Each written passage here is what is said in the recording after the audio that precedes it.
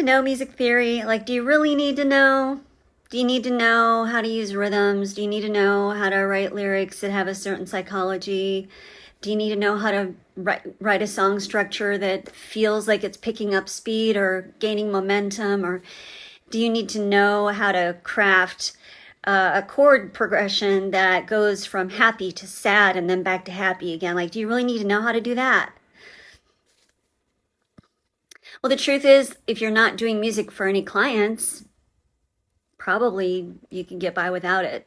But if you're wanting to enter into the arena of being a professional songwriter or composer that is for hire, that can write to a specific target to meet your client's needs, then you need to know how to do those things. And you know why? Because the day will come when you're under a deadline and you have zero inspiration. And that happens.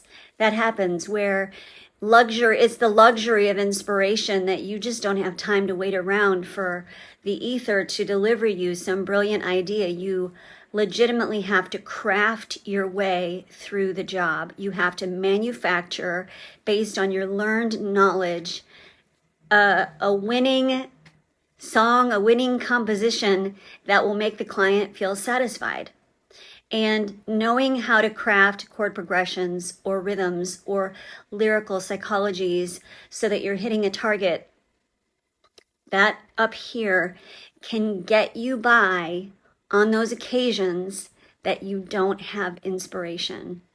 Now, of course, we all want to have inspiration. It's so much more fun when you have inspiration, but if you're doing music full time, it's just not realistic to think that you're always going to have inspiration, or that you can just not work if you don't feel inspired, you don't feel creative. There are days when it is legitimately just drudgery to get through the job, just to stay on task, push your way through, get it done. It really can feel that way sometimes when you're under a deadline. That's just what comes with being a professional composer, producer, songwriter, arranger. Anything, like any other job, there can be days when it just feels like drudgery.